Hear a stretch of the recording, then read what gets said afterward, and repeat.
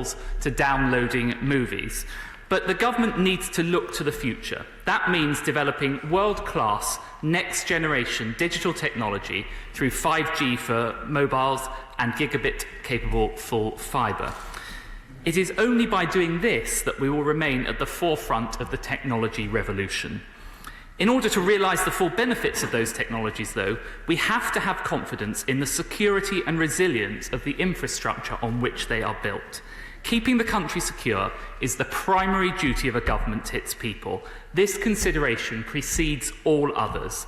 There is, of course, no such thing as a perfectly secure network, but the responsibility of the government is to ensure that it is as secure as it possibly can be. That's why we conducted the telecom supply chain review to look at the long-term security of our 5G and full fibre networks. It set out plans to implement one of the toughest regimes in the world for telecom security, one which would shift from a model where the telecoms industry merely follows guidance to a model where standards would be enforced by legislation, one that would require all operators to raise security standards and combat a range of threats, whether from cybercriminals or state-sponsored attacks, and one which gave the government the necessary powers to keep our approach up to date as this technology develops. A critical aspect of this was how we address so-called high-risk vendors. Those are defined as those which pose greater security and resilience risks to the UK's networks. So in January, we set out to this House our conclusions on how we would define and restrict high-risk vendors, keeping them outside the network's core and away from critical infrastructure and sites. And Mr. Speaker, we have been clear-eyed from the start that Chinese-owned vendors, Huawei and ZTE, were deemed to be high risk. And we made clear that the National Cybersecurity Centre would review and update its advice as necessary. Clearly, since January, the situation has changed. On the 15th of May, the US Department of Commerce announced that new sanctions have been imposed against Huawei through changes to the foreign direct product rules. This was a significant material change and one that we have to take into consideration. These sanctions are not the first attempt by the US to restrict Huawei's ability to supply equipment to 5G networks. They are, however, the first to have potentially severe impacts on Huawei's ability to supply new equipment in the United Kingdom. The new US measures restrict Huawei's ability to produce important products using US technology or software. The National Cybersecurity Centre has reviewed the consequences of the US's actions. The NCSC has now reported to ministers that they have significantly changed their security assessment of Huawei's presence in the UK's 5G network. Given the uncertainty that this creates around Huawei's supply chain, the UK can no longer be confident it will be able to guarantee the security of future Huawei 5G equipment affected by the change in US foreign direct product rules. To manage this risk, they have now issued new advice on the use of Huawei in UK telecoms networks. So this morning, the Prime Minister chaired a meeting of the National Security Council. Attendees at that meeting took full account of the National Cybersecurity Centre's advice, together with the implications for UK industry and wider geostrategic considerations. The government agrees with the National Cybersecurity Centre's advice. The best way to secure our networks is for operators to stop using new affected Huawei equipment to build the UK's future 5G networks. So to be clear, from the end of this year, telecoms operators must not buy any 5G equipment from Huawei. And once the Telecom Security Bill is passed, it will be illegal for them to do so. But we also recognise the range of concerns voiced in this House regarding Huawei's role in our 5G network. I have listened carefully to those concerns, and I do agree that we need clarity on our position and to take decisive action. Mr. Speaker, I have previously set out our plans to safely manage the presence of high-risk vendors in our 5G network. And of course, our ambition right from the very beginning was that no one should need to use a high-risk vendor for 5G at all. But I know that honourable members have sought a commitment from the government to remove Huawei equipment from our 5G network altogether. This is why we have concluded that it is necessary and indeed prudent to commit to a timetable for the removal of Huawei equipment from our 5G network by 2027. Let me be clear. This requirement will be set out in law by the Telecom Security Bill. By the time of the next election, we will have implemented in law an irreversible path for the complete removal of Huawei equipment from our 5G networks.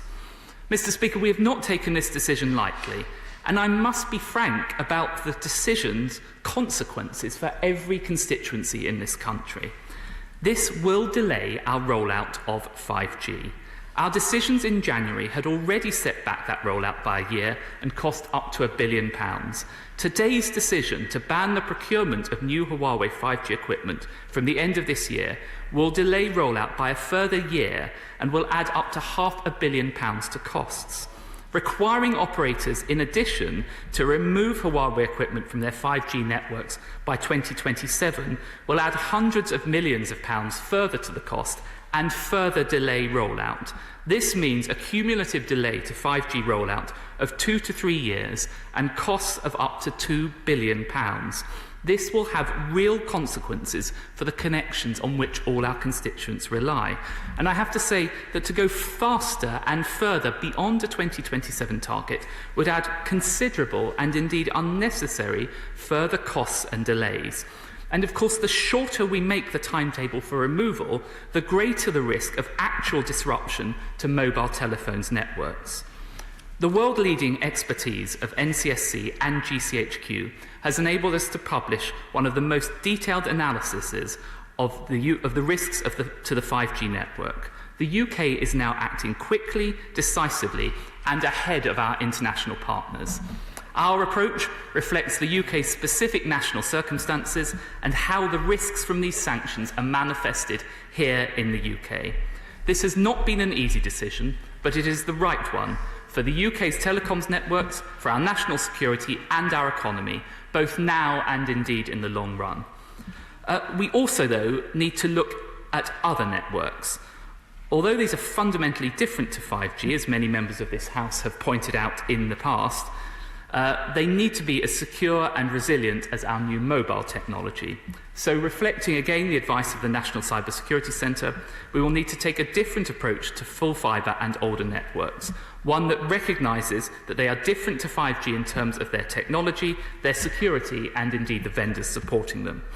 Given there is only one other appropriate scale vendor for full fibre equipment, we are going to embark on a short technical consultation with operators to understand their supply chain alternatives so that we can avoid unnecessary delays to our gigabit ambitions and prevent significant resilience risks. That technical consultation will determine the nature of our rigorous approach to Huawei outside the 5G networks.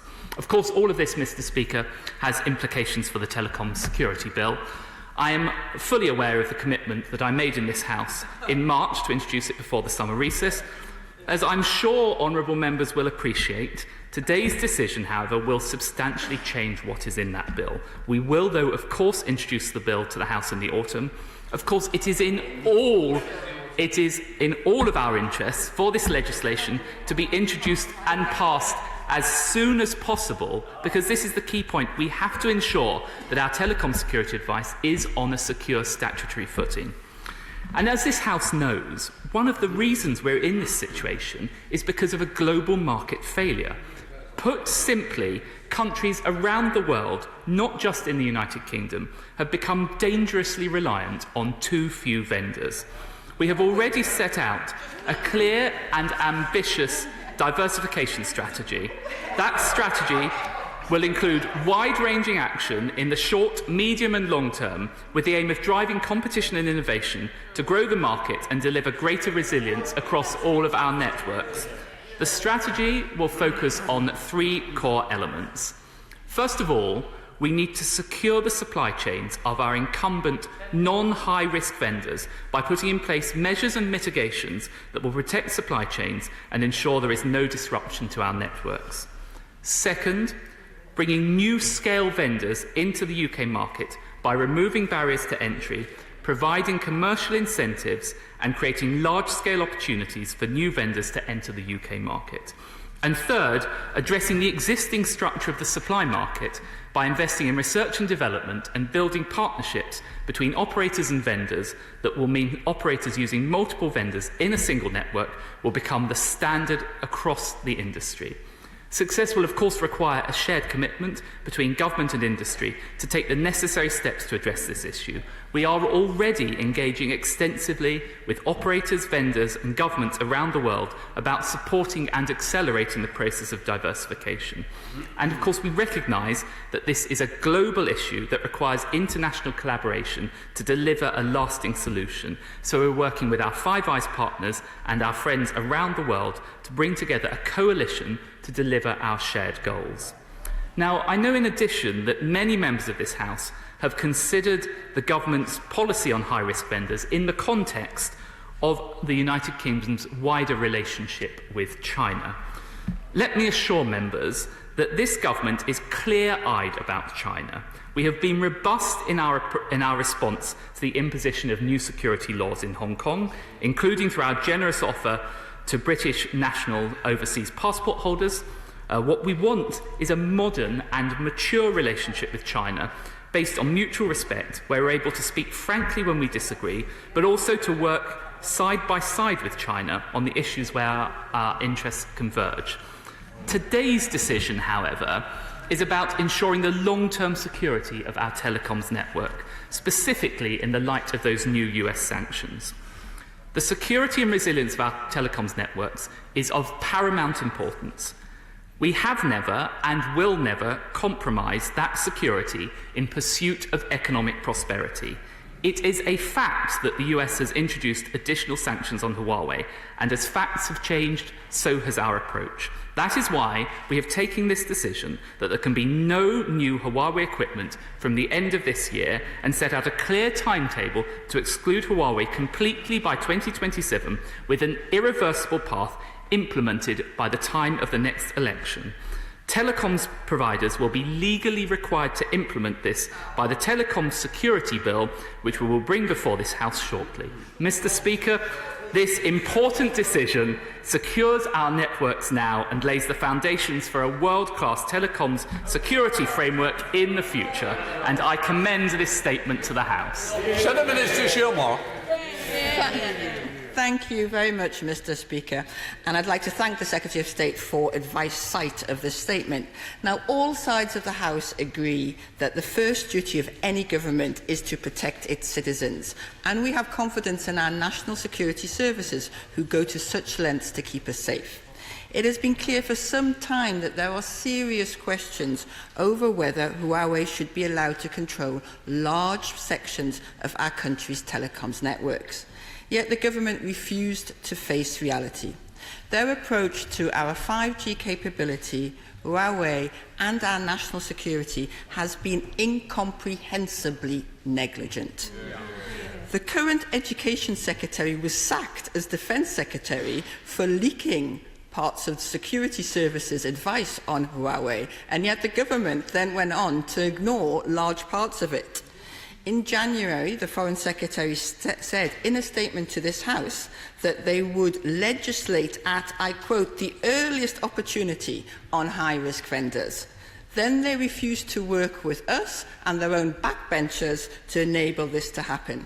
So will the Secretary of State tell us when he will bring forward legislation on high-risk vendors, including the robust regulation and enforcement powers required to limit or eliminate their part in our network, and as soon as possible and shortly will not wash anymore? And will the government publish the security advice on which today's decision has been taken?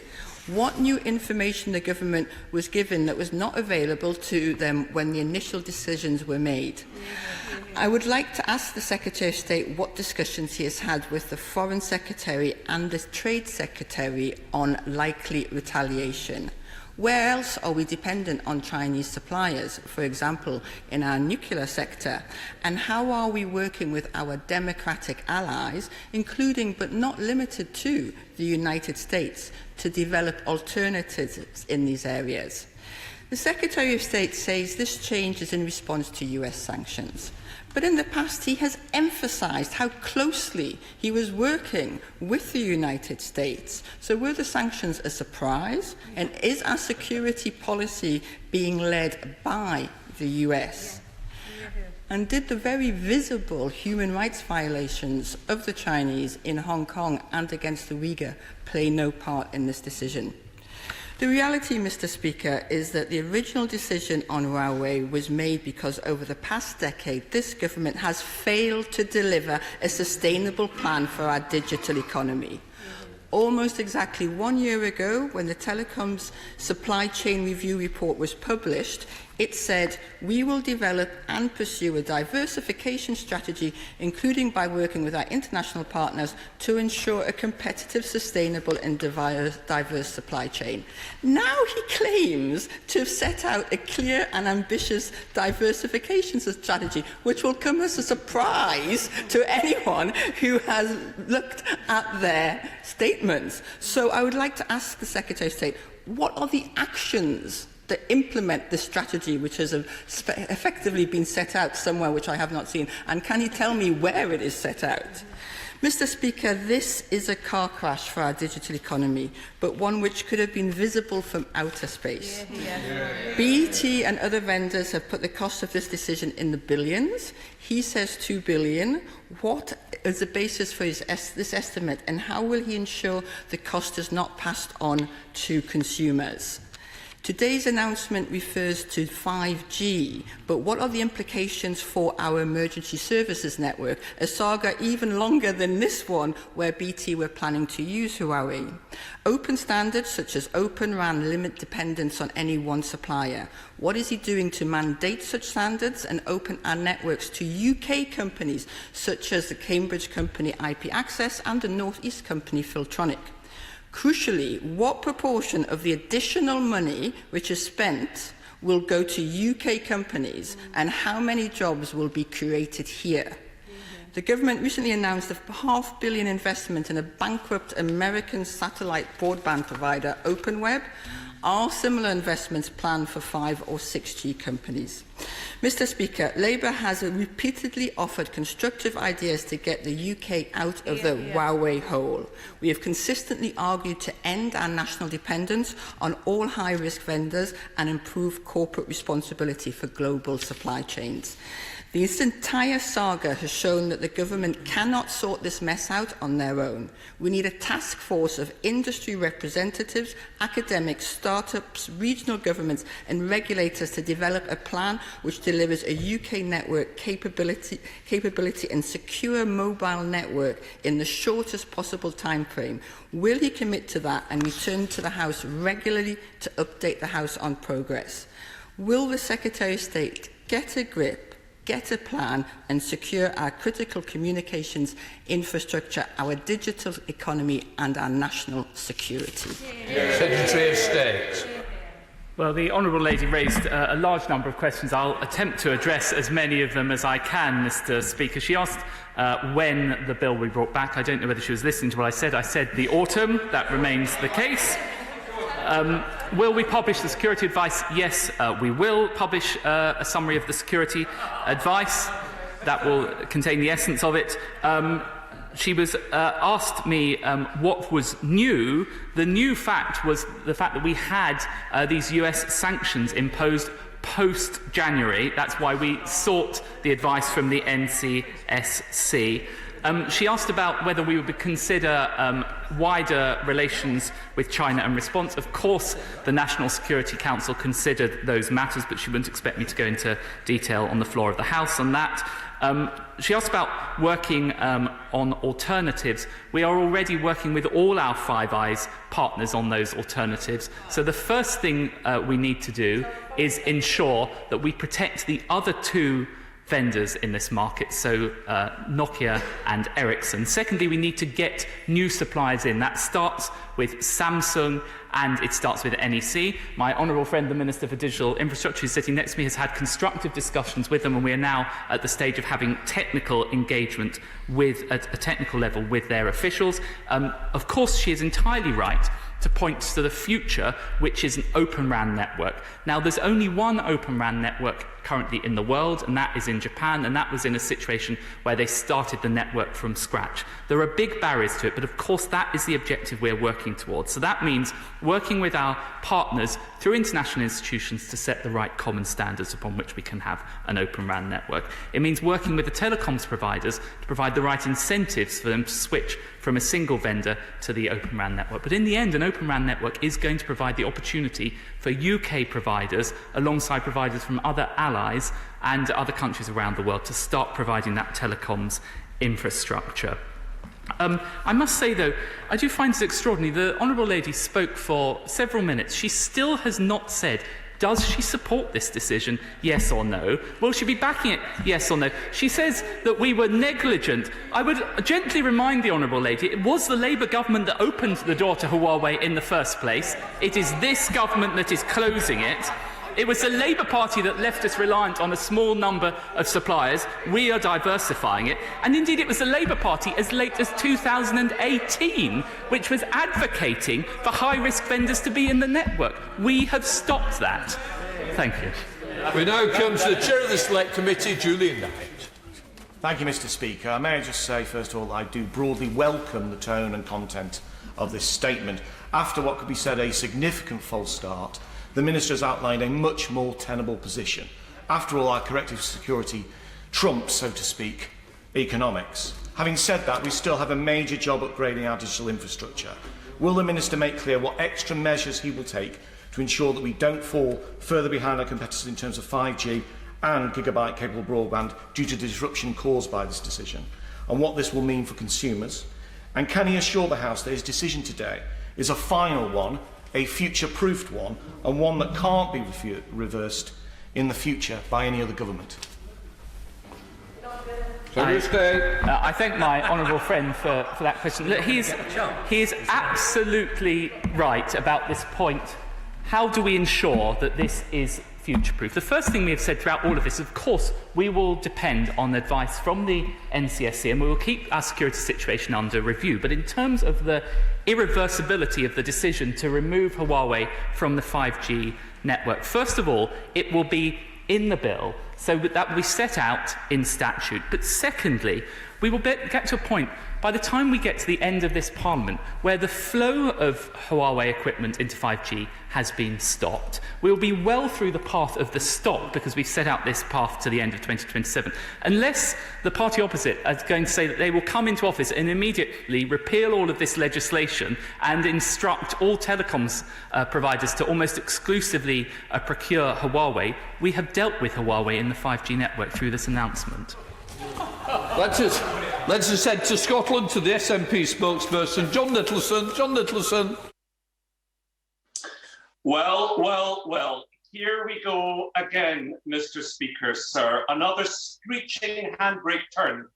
When we debated this in January, we on the SNP benches warned the government that Huawei could not be trusted with our 5G mobile network. Security experts were clear. We should not open up the central nervous system of our modern society to a company owned by the Chinese Communist Party. With that characteristic combination of error and overconfidence, the Foreign Secretary opined that I'd got my analysis wrong on all counts. But it seems not. Less than 6 months later, and we're witnessing yet another volte-face, fast becoming the hallmark of this government. Small wonder then that ministers and backbenchers are reluctant to be wheeled out in defence of a government policy on Monday, knowing that they could be required to argue the polar opposite on Tuesday. Of course it's right that Huawei should be banned from the UK's mobile networks, but it's a decision that should have been taken long ago. As I said to the Foreign Secretary in January, had the government acted in 2018 as the Australians did, our mobile operators' 5G rollout plans would have been in an infinitely healthier place. As it is, we will now pay the price for the government's ineptitude. We know it, the Secretary of State knows it, and increasingly restive Tory backbenchers know it. So how was it, Mr. Speaker, that the Prime Minister thought that China and Huawei could be trusted, or at least managed, in January, but not now in July? Was it that a Brexit Britain was too weak and isolated to upset the world's second largest economic powerhouse? but the government has now been forced to acknowledge that it cannot sacrifice our national security even for Brexit. Countering the intelligence threat posed by China will require more than just the phase-out of Huawei. It will involve a rethink of our investment in native companies. We must now also work to protect our 999 emergency services network from the fallout of this decision. Will the Minister outline how exactly he will do so? We welcome this climb down. What will the Minister now do after all the government's mistakes to help us catch up? Secretary of State.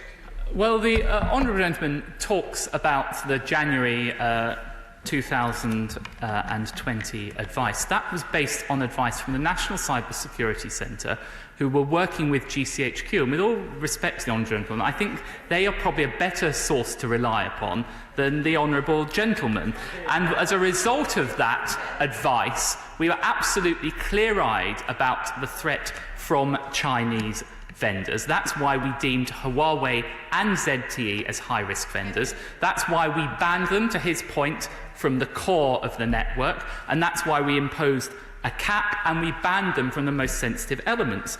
It is, though, a fact that the United States has imposed these sanctions on Huawei. The consequence of these sanctions, as we've been advised by the NCSC, is that we can no longer rely upon Huawei equipment. Therefore, it is in the security interests of the United Kingdom to ban any further use of that equipment by ruling out further purchase of it. That is the right thing to do in the national interest. If the facts change, we change our policy, and that is exactly what we have done, and we will then enshrine it in law through the through the Telecoms Security Bill. He talks about investment in other companies. There are important points raised there, and we're addressing that through the Investment Security Bill, which will also be coming before this House. Throughout all of this, we've been completely clear-eyed about the threat posed by Chinese companies and taken appropriate steps in relation to it. Thank you, Mr. Speaker. I thank my right honourable friend for his statement. But it does mean that as a result of this decision, we are reliant on just two companies for most of our mobile telecommunications equipment. And this and the delay to 5G that he talked about reflects, as he said, a long-term failure of UK telecom strategy to anticipate what the country would need and to prepare for it. So is it still the Secretary of State's view that the UK can develop, as he said in March, new supply chain capacity during this Parliament? And will he come to my select committee next week to discuss how he will do it? Secretary of State. Well, of course, I would be delighted to come to the Right Honourable Gentleman's Select Committee and outline in further detail the steps that we are taking. But again, in essence, it's secure the existing supplies, then get new ones in, and we are making good progress on that. But ultimately, it is this Open RAN solution. So that means doing things such as launching a flagship Open RAN test beds with mobile network operators. It means establishing Open RAN Systems Integration Expert Centre through the National Telecoms Lab. We've got a whole range of measures which I'm happy to talk to him at length about. Thank you, Mr. Speaker. When I was in China with other MPs a couple of years back, our delegation leader, Ken Clark, kept going on about how this was a golden era for relations between our two countries. Obviously, another U-turn along with school dinners, face masks, NHS surcharge. So could they now apply some consistency with their risky regime standards and stop UK export of telecommunications, spyware and wire traps to Bahrain, the Philippines, Saudi and UAE? Or did taking back control actually mean handing it over to Trump to settle his old scores and being special relationship poodle? Secretary of State. Well, I think the honourable lady knows that we have appropriate export controls in relation to all the things that she mentioned. Yes, right, Mr. Speaker, can my right honourable friend confirm if he shares my concerns after recent coverage of Huawei and security apparatus in the province of Xinjiang, where human rights abuses are taking place against the Uyghur? And can my right honourable friend share what strategies or incentives are in place to support a domestic telecoms equipment supply capabilities to ensure we have homegrown alternatives to Huawei? Secretary of State. Well, the Honourable Lady is absolutely right to raise the appalling human rights abuses against the Uyghur in the Xinjiang province, and that the United Kingdom has led in the condemnation of that, working with other countries. She talked about the importance of diversification, and indeed several honourable members have raised this. Of course, I'm happy to report regularly to this House. Indeed, I appear before this House in questions for DCMS every month. Very happy to update the House on the progress of all of those measures. Steve McKay. I suspect many folk will be wondering, Mr. Speaker, if the government's banning a Chinese tech company from our telecommunications industry on the grounds of national security, how come it's safe for them to participate in building a nuclear power station? Secretary of State. Well, the advice that we have received today relates to the impact of the US sanctions. The US has imposed sanctions specifically on 5G. We have analysed the impact of those sanctions, and it has undermined the reliability of Huawei equipment, which is now why we are now advising and then will set out in statute that mobile network operators can no longer purchase that equipment. Anthony Magnum. Thank you, Mr. Speaker. I welcome the government's announcement today, and I welcome the fact that they have listened to members from across this House. And I think it is right that they have also taken action from the US approach and their implementation of sanctions. But if the government is going to be clear-eyed about China, it must also be clear-eyed about the human rights violations that are reportedly being undertaken by Huawei and their use of slave labour. It is not acceptable for a global Britain to be involved in a company that is perpetually using slave labour in their supply chains. So will he work with us and members across this House to ensure that we can bring forward that 2027 date? Secretary of State. I thank the honourable gentleman for his support, but I do think there are slightly separate questions about the timings and the issue of human rights abuses. It's absolutely right to raise the question about human rights abuses, and I think that is something that we are addressing through the Modern Slavery Bill. We should not be having any companies operating in the United Kingdom relying on slavery. So we've introduced the Modern Slavery Bill, and indeed there's an amendment that it will be considered in the Lords on very shortly, which deals precisely with this issue, and we're working with peers to address that. Daisy Cooper. Thank you, Mr. Speaker. I too welcome this screeching U-turn. It is ultimately the right decision on the grounds of national security, human rights and British industrial strategy. Would he agree with me that the best way to mitigate the risks of relying on just two vendors is for the government to invest in the development of the open radio access network and open up the market to newer, smaller entrants? And if he does, when will he publish a strategy to achieve that? Secretary of State.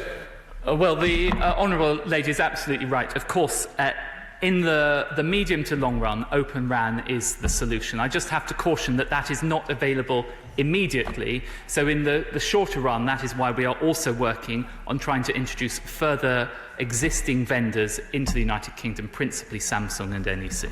Blake Drummond. Thank you, Mr. Speaker. Can I also welcome the Secretary of State's statement? But will my honourable friend commit the government to further financial support for research and development to enable the UK telecommunications industry to move fast so that we can fill the gap as quickly as possible? Secretary of State. Well, I think my honourable friend raises a very important point, and of course the Chancellor was at the National Security Council when we were discussing this. Clearly, in order to facilitate the Open RAN solution, that will require investment from the government, but that will be a matter for the Chancellor at a future fiscal event. Stephen Flynn. Thank you, Mr. Speaker. The Secretary of State has been particularly clear that Huawei will not be asked to deliver the UK's 5G network, but he's been conspicuously quiet in relation to when the 5G network will now be complete across the UK. So can he clarify for myself and for members across the chamber, when will 5G be delivered across the United Kingdom and at what cost? Secretary of State. Well, we set out our position in the manifesto, but what has changed here is that we have had, as a consequence of these decisions, I've been very frank and upfront with the House about this, the consequence of both the decision to stop the flow of Huawei equipment into 5G and setting a very firm date for 2027, and the pathway to that will add 2 to 3 years to the delivery time. David Jones. Mr. Speaker, the Chinese government has of late struck an increasingly aggressive posture against countries such as Australia and India, and also against this country, effectively tearing up the Sino-British Declaration and imposing draconian laws on Hong Kong. And when it learned of calls from this place for the exclusion of Huawei from our national telecoms infrastructure, its ambassador threatened this country with unspecified consequences. Does my right honourable friend agree that that threat confirms not only the close connection between Huawei and the Chinese government, but also the fact that the right decision has been made today? Well, I thank my right honourable friend for his question. This government will not be cowed by the comments of any other country, and indeed this decision has been made in the national security interests of this nation. Indeed, he's absolutely right to raise the abuses in Hong Kong, and the Foreign Secretary has dealt with that extensively. Let's head to Denton and Reddish and visit Andrew Gwynn. Andrew Gwynn. Thank you. The National Institute for Economic and Social Research says that removing Huawei from 5G infrastructure will lead to higher prices, and as the Secretary of State's already said to the House, also a delayed rollout. So what will his department be doing to ensure that this decision doesn't increase the digital divide that exists in this country? And what conversations has he had or will he be having with local authorities about the impact of planned infrastructure work? Well, he's absolutely right to raise the point about digital divide, and that's something that my department is working on extensively, for example, in ensuring that there is more hand-held equipment and all those sort of things for people who don't currently have a mobile phone technology and so on. We've invested a lot of money in relation to that. The point that he makes in relation to local authorities, we are actually, as a result of our manifesto commitment, a highly ambitious target of full fibre rollout by 2025. That is creating a huge investment across the country. Indeed, just 10,000 new jobs were announced very recently by a telecoms provider. There's lots of potential for more jobs in this area. Thank you, Mr. Speaker. Significant disruption to either mobile or broadband services could potentially have a disastrous impact on essential services. So will the Secretary of State today assure the House that everything possible is being done to mitigate and manage the risk involved in Huawei's continued involvement in our telecoms infrastructure? Secretary of State. Yes, of course, we continue to manage and mitigate that risk. That's why we announced those measures back in January, which were to cap and exclude, and this is now why we are further reinforcing this with a pathway by 2027 to having zero Huawei in 5G. But we'll continue to work, particularly through the Huawei Evaluation Centre in GCHQ, on the security risks in relation to Huawei. Gavin Robinson. Thank you very much, Mr. Speaker. On 2 occasions now, the Secretary of State has made reference to the Five Eyes partnership, and then a more oblique reference to wider alliances. No reference to the D10 alliance that was trailed 5 weeks ago, which is G7 countries and Australia, South Korea and India. So could the Secretary of State give us an indication? Has the D10 alliance been established? Does it exist? Is there a unity of purpose? And are the other members of the proposed alliance at one with us in the decision that has been made today? Secretary of State. Well, the honourable gentleman is right to raise the D10 alliance. The D10 alliance wasn't actually something that was proposed by the UK government. I believe it was proposed by the Atlantic Forum, but we are, of course, working with all the D10 countries on this, and indeed others, such as Japan, South Korea and others, where we have a lot of interest in that. Sir John Randall. There could be offsets to the delay in cost if, as a result of this, we design and manufacture many more of the components we need here at home. So what exactly can the government do to make that more likely to create jobs and technology?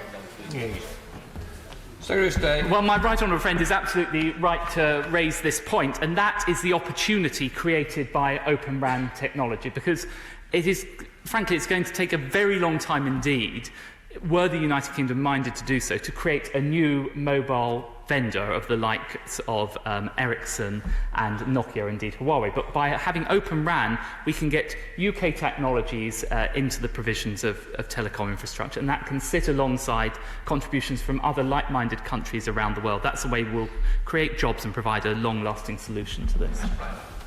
Basically, the government's mobile telephony strategy is in tatters. And what's particularly sad about it is this wasn't only predictable, it was predicted by dozens of members of Parliament who kept on saying this repeatedly to the government, that this is where we were going to get to in the end. And I just wish the government sometimes would listen to its own backbenchers sometimes, more often. And obviously these backbenchers as well, because there is unity in the House on this matter, and there has been for some considerable period of time. It feels as if the government, the minister today, is like St. Augustine. Make be chaste, but not yet. All he's offering us is a path towards getting rid of these sometime in 2027 after the next general election. And he won't even tell us when autumn is. So will he tell us precisely when's he going to publish his bill, when will it be enacted, and why can't he bring forward the date from 2027? Well, as ever, the honourable gentleman is very good at false indignation and theatrics, but actually we look at the reality of this. It is this government, for the first time, unlike when the party opposite were in power, we have set out a clear date set that will be enshrined through statute to remove Huawei equipment, and we are stopping the flow into the networks. And in order to do all of that, we have to bring forward the telecom security bill, which I have said will be in the autumn. If he would like the definition of autumn, I believe that those are in the months of September, October and November. Tobias Selwood.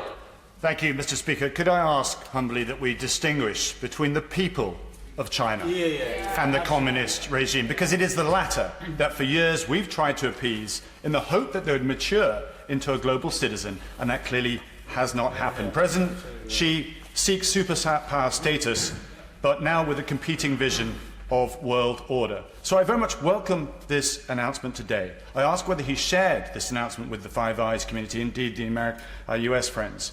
But we should also expect repercussions from China. And to that end, I strongly believe that this must be the start of a wider strategic foreign policy reset. Tactical announcements of sending carriers to the South China Sea is all very well, but it must form part of a wider international collective Western resolve to defend our values and our standards, for which China is very much welcome to participate, and I hope the UK will play a leading role. Sir State. I thank my right honourable friend for his question.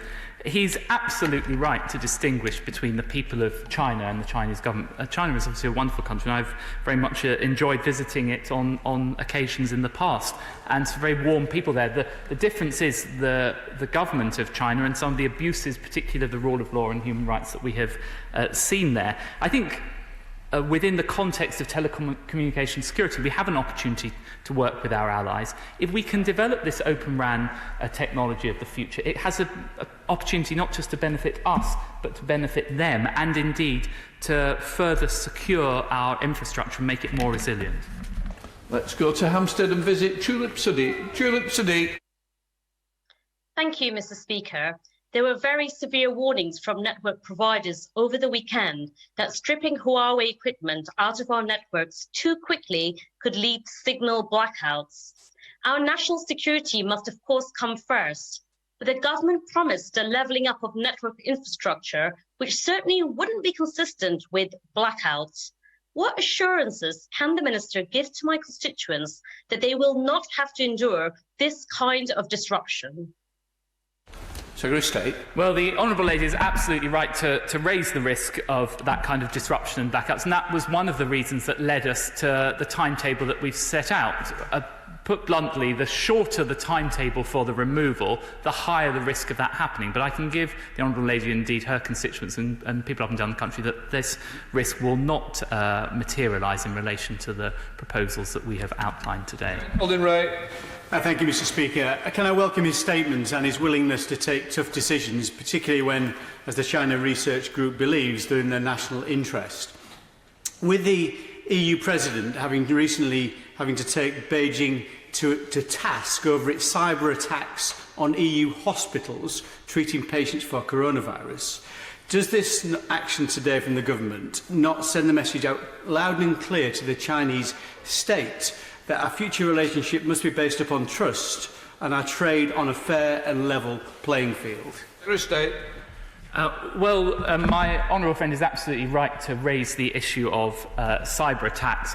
I would caution, though, that cyber attacks will not be prevented by removing Huawei equipment from the system. There are vulnerabilities across the network, and indeed that is one of the reasons why we are introducing the telecom security bill, to start to address some of those. And indeed we have seen it's in the public domain that, for example, hostile Russian actors have already been able to attack our networks. With regard to the wider position on China, we need to have a full and frank relationship with China, and we have done that. But this announcement is principally about the US sanctions. Let's head to Scotland and visit Peter Grant. Peter Grant. Thank you, Mr. Speaker. No matter how hard the Secretary of State tries to disguise it, this is a humiliating U-turn by a government being forced to admit that they got it wrong in January. Can the Secretary of State tell us what assessment has been made of the additional damage to the economy, the additional cost to public finances in the UK, and the additional cost to devolved nations of the UK of this government taking the decision today that everyone knows they should have taken 6 months ago? Secretary of State. I have to say to the honourable gentleman, he cannot simultaneously urge us to take a faster course, which the SNP did previously, and then attack us for the consequence of that in terms of cost. One thing leads to the other. Mark Fletcher. Thank you, Mr. Speaker. I very much welcome today's announcement, and the government has previously committed in its manifesto to improving mobile connectivity in rural constituencies like mine. Can my right honourable friend comment on how this decision will affect plans for improving rural networks in Derbyshire and elsewhere? Secretary of State. This announcement shouldn't impact on the rural networks and the way that we discovered made huge advances by signing this deal for a single rural networks, which will help places just like Derbyshire. Charlotte Nichols. Thank you, Mr. Speaker. The UK has great science startups. Indeed, Warrington is considered the second best startup location in the UK, and we're proudly a key engine of growth for the Northern Powerhouse. What proportion of additional money spent to take Huawei out of our networks will go to UK companies? How many jobs will be created here? And will that investment be seen across the regions and nations of the UK? Secretary of State. Well, actually, as a result of the commitment that we have made for full fibre to be across the country with an ambitious target of 2025, will actually cause huge amounts of investment up and down the country, including the honourable lady's constituency. In addition to that, as we seek to develop an Open RAN solution, there will be opportunities for universities and others to contribute to that solution. Graham. Mr. Speaker, the Secretary of State's announcement today is a delicate balancing act between security, economics and geopolitics, and it shifts the supply of made-in-China equipment from Huawei to made-in-China equipment from the 25,000 employees of Nokia and Ericsson there, creating a new duopoly of 5G televisions provision until such time as there is a credible Anglo-Saxon alternative. Could my right honourable friend confirm that as one of the goals for leaving the EU was for a new global Britain to develop deeper relations with growth nations, including in Asia, we must continue to find space to work closely with China on issues of mutual benefit, as well as confront her on issues where our values require it? Well, as ever, my honourable friend is absolutely right to distinguish between confronting on issues such as human rights and having an open commercial relationship with them, clearly subject to the rule of law. And I think that's the approach that we continue to pursue, notwithstanding this announcement. We now come to Patrick Brady. Thank you, Mr. Speaker. The diminishing number of people in Scotland that still actually vote Tory tend to live in remote and rural areas, so I'm sure they'll be delighted that, by the government's own admission, it's breaching its manifesto promise to roll out the 5G as a result of decisions it has taken. So it's not illegitimate for us to be asking about the consequences of this in terms of the delays to the infrastructure, the costs it's going to be, and what, if any, discussions he's actually had with Scotland and the other devolved administrations about the impact of today's decision. Secretary of State. Well, in relation to discussions with the devolved nations, my honourable friend, the Minister for Digital Infrastructure, who sat next to me, will be having exactly those further conversations. I would have thought, though, the honourable gentleman would have welcomed, I didn't hear him say it at the time, when we announced the shared rural network. That was a groundbreaking deal, bringing government money together with the telecoms networks to massively improve connectivity, particularly in Scotland, which had not been the case previously, up to well over 90% coverage. That's an amazing achievement. Thank you, Mr. Speaker, and can I thank the Secretary of State for his statement, which I welcome. Would he agree that now is the time to invest in our own domestic 5G capacity to support our future critical communications infrastructure? And to that end, could I urge him and his ministerial colleagues to consider seriously the Staffordshire proposal for a 5G connected region growth deal? This would establish both the first regional commercial 5G network in the UK and a wide area test and innovation network to support our future aspirations in this area. State. Well, as ever, my honourable friend is a robust advocate for his constituency, and exactly those conversations are going on now. Andrew Mishra. Thank you, Mr. Speaker. The Huawei Evaluation Centre was first set up by the National Cybersecurity Centre 10 years ago. Huawei has been considered a high-risk vendor by 3 Prime Ministers. Why has decisive action taken so long, and many of the European alternatives to Huawei manufacture parts in China? Is the government looking at the security implications of that? Secretary of State. Well, we look at the security implications of whole supply chains. That's exactly what the National Cybersecurity Centre has been doing. That doesn't just apply to Huawei, it applies to the other vendors. And indeed, he's absolutely right to highlight this issue. Simply by removing Huawei from 5G networks, it does not deal with all of the security risks. That's why we need to bring forward the telecom security bill as part of enhancing security. Duncan Baker. Well, I welcome what the Secretary of State today and the Prime Minister and the Government have done, putting national security in front of profit and telling the world that this sovereign nation will not be pushed around by any country. Can you just reassure me, Secretary of State, that we will still be able to work at breakneck speed to be able to roll out a 5G network around the country with credible, trustworthy partners, and recognise that as technology moves on, a lot of this will be done through software, not necessarily hardware? Secretary of State. Well, he makes a very important point about software versus hardware, and that goes to some of the wider discussions around Open RAN. Of course, we will always put national security first, and that is what we have done with this statement today. Let's head to Wales with Howell Williams. Howell Williams. Thank you, Mr. Speaker. The Secretary of State said that countries around the world have become reliant on too few vendors. That includes the UK just half a year ago. Is his government in any way to blame? State.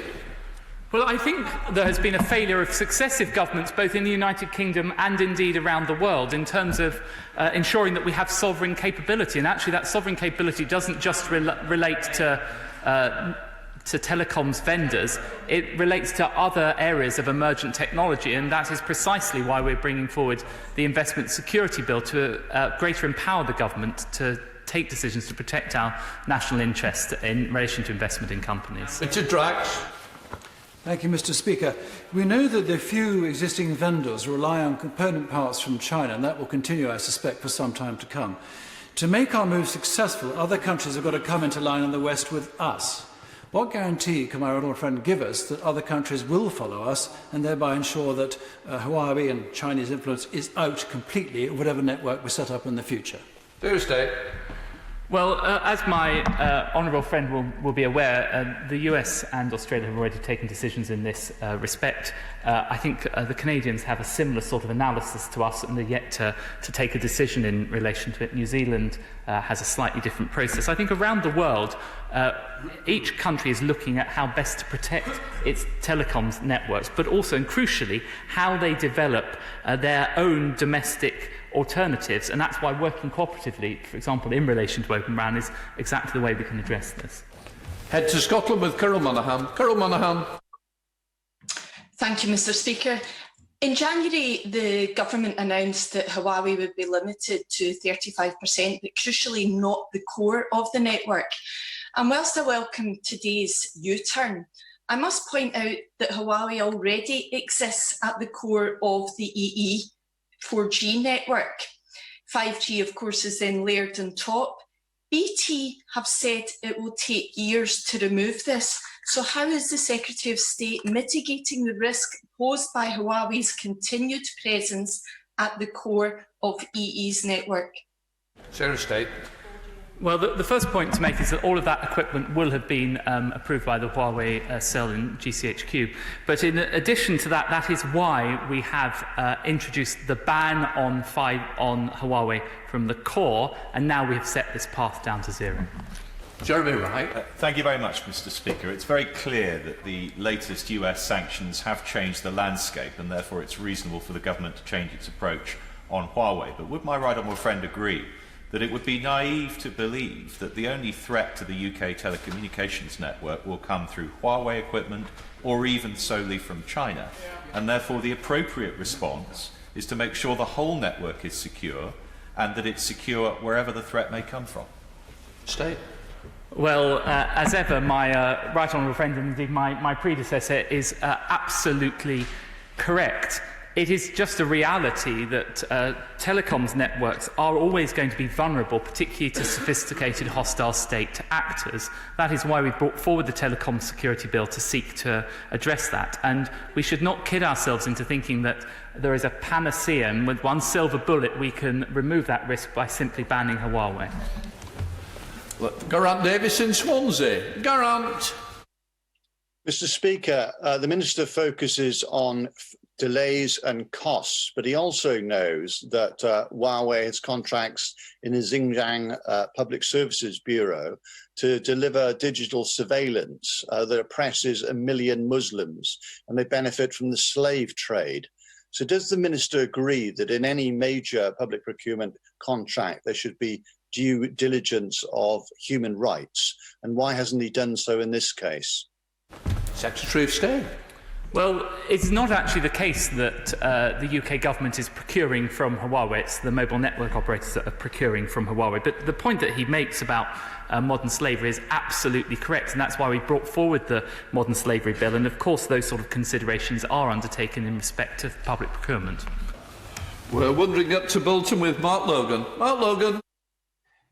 Thank you, Mr. Speaker. And given the success of British government since the early 2000s, have worked to encourage Huawei and other private companies from China to invest in the UK, what sort of message do we feel that this may send in terms of consistency as a long-term, reliable international partner? And has it been examined as part of a kind of wider strategic policy for Britain's place in the world post-Brexit? Secretary of State. The honourable gentleman is absolutely right to raise this point. The United Kingdom prides itself on the rule of law, a rules-based system, and consistency, and that will remain the case. And of course, we will welcome Chinese investment and investment from around the world. What has changed here are the US sanctions, and as a result of those US sanctions, we can no longer rely on Huawei equipment. Therefore, it's in the national interest to introduce this ban on new purchases from the beginning of the year. Mr. Speaker, thank you for your indulgence. Can I say to my right honourable friend that I welcome, of course, the decision to eradicate Huawei from the 5G system. I do think, by the way, he can do it quicker than this. I was listening to the Today programme the other day, and the head of BT said, 7 years, yes, but we can do it in 5. So now let's bring it forward to 5 and make sure it happens quickly. There's no reason why they can't. But the key point I want to make is there are two contradictions in his statement. Having said he's getting rid of them in 5G, 4G and 3G, Huawei apparently are fine. They can go on for as long as anyone, and they will be upgraded in software upgrades for next decade. So if they're a risk in 5G, why are they not a risk to us generally, according to this? And the second thing is, on human rights, we know that Huawei has lied in their declaration under the Modern Day Slavery Act that they have had no involvement in slavery. We know that now from Xinjiang province. If we can prove that and are able to demonstrate it to this government, will this government ban Huawei altogether? Well, first of all, my right honourable friend raises the distinction between 4G, 3G and 5G. First of all, 5G is the new technology. This is the successor to 3G and 4G. And indeed, as the right honourable gentleman said to this House previously, the reality of the 5G network is that it is fundamentally different. And it's a recognition of that fundamental difference that we are imposing these rules in respect of 5G. Of course, over time, 5G will replace it, and then in turn, 5G will be replaced by 6G. And in all of that, Huawei will be absent. We now head to Folkestone to visit Damien Collins. Damien Collins. Thank you, Mr. Speaker. I welcome the statement, but the Huawei Cybersecurity Evaluation Centre's Oversight Board report says there are existing cybersecurity risks of the Huawei network in the UK, which the company has no plan to remedy, no credible plan to remedy. what will the Secretary of State be doing to seek to address those existing cybersecurity risks in the network before 2027? Secretary of State. Well, obviously the most blunt way of doing that is to ban the flow from the beginning of the year and then address the stock to 2027. And in advance of that, we'll also be imposing much tougher conditions on all of the mobile network operators through the Telecom Security Bill. Essentially, what that is doing is shifting the balance from the Communications Act 2003, whereby it was essentially up to the mobile network operators to determine how best to ensure the security, through to this legislation that will involve the government setting out those requirements, and it will address those sort of issues. Stephen Timms. Thank you, Mr. Speaker. Will the Minister confirm the problem is not with Huawei's hardware, but with its software? Might an alternative be to mandate, as part of his Open Round solution, to mandate the use of open source software rather than proprietary software in the 5G network? Secretary of State. Well, I think the honourable gentleman is absolutely right to make this point about open source software, and we've certainly encouraged that to happen. And I think that greater transparency will help as we roll out the Open RAN networks. It is the case that the Huawei Evaluation Centre in GCHQ does look at both hardware and software issues. Johnson. Thank you, Mr. Speaker. In regards to our other networks, people in the telecoms industry have suggested to me it's not actually as difficult to replace the equipment as the representatives of the industry suggest. So can my right honourable friend confirm that in his technical consultation about supply chain alternatives, he'll push them to distinguish between things they'd prefer not to have to do and things which are genuinely impossible? Secretary of State. Yes. My honourable friend raised an important point. Of course, we will do that. I think it's just worth bearing in mind with all of this that it's not one decision, but it's the cumulative impact of all those decisions. So we've already imposed restrictions in January. We're imposing further restrictions on banning the procurement, and then we are imposing further restrictions again with 2027. You just get to a point on deliverability of this. Stuart Malcolm MacDonald. Thank you, Mr. Speaker. I welcome the decision in as much as it's progress of a kind. But let us not be so myopic as to think that the victory is complete. It's not. Because so long as Huawei continues to have its tentacles in other elements, key elements of public infrastructure, in other elements such as academia in our universities across the country, when it's giving huge sums of money to outfits such as the LSE, then we still have an issue. So has the myopia really come to an end? Is this decision part of a broader strategy to get Huawei out of places it ought not to be? Secretary of State. Well, this announcement relates principally to the sanctions that have been imposed by the US government and the consequence of it. The sort of wider points he raises, I think, are likely to be addressed through the Investment Security Bill, which will be coming before this House. Greg Smith. Thank you, Mr. Speaker, and can I add my voice to welcoming this vital decision in the interests of national security. Building on the earlier question from my honourable friend, the member for Bolsover, whilst for many of my constituents in rural Buckinghamshire, 5G will be game-changing, bluntly, any mobile signal that is reliable will be life-changing. So what assurances can my right honourable friend give me that the incredible shared rural network can be pushed up the agenda and delivered faster than it's currently scheduled to be? Secretary of State. Well, as my honourable friend knows, we signed the deal for the shared rural network just a few months ago, so that was incredible progress, and we'll continue to challenge them to go further and faster. And of course, in addition to that, I'm very mindful that when we talk about full fibre to the premises, there are many people who are still struggling with getting super fast, so we also need to make sure we get the super fast to the remaining 4% of households in the UK. Question, Cavan Jones. Security of our telecom network is the vital issue here. That's why I supported the government's announcement earlier this year on Huawei. He's caved into pressure from the United States and his own backbenchers, especially when some people on their backbenchers were actually in government during the golden years of relationship with China and said nothing then about human rights, now have found their consciousness. But can he say to me this? In terms of the telecoms bill, he's going to ban Huawei. If the United States changes its position, how do we then take Huawei out of that legislation? And will he actually ban Nokia and Ericsson using components that are manufactured in China, which they do now? And can he just be honest with the public? It's not about the hardware, Minister. It's about hacking and the software. And that's what we should be concentrating on, not this. Secretary of State. Well, the Honourable Gentleman is absolutely right to highlight the wider risks to the network. And as I've said repeatedly, both previously and today, it would be exceptionally naive of us to think that if we just remove Huawei, we remove that risk. Sophisticated hostile state actors can, of course, infiltrate our networks. That's why we are toughening up considerably the security of our networks through the Telecoms Security Bill. And I think that is the correct approach. Bob Seeley. Mr. Speaker, I welcome much of what the Minister has said, and I'm grateful for him for being here. This does look like a long, slow goodbye to Huawei. But does he understand the concerns of some people here that 7 years is a very long time in politics and it would be better to be done sooner? Can he also understand that maybe the lesson from all this is that for a host of reasons, economic, security, geopolitics, high-risk vendors should not be in our critical national infrastructure? Secretary of State.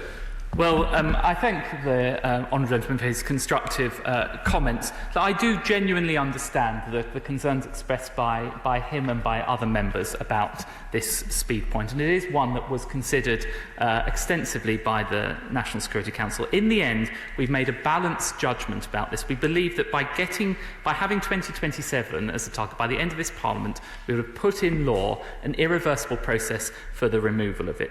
The risk on the other side of going faster relates to the integrity of the network and the challenges around that. I'd rather we got to a point where we got it out completely by 2027. I think that is a realistic timetable for doing so.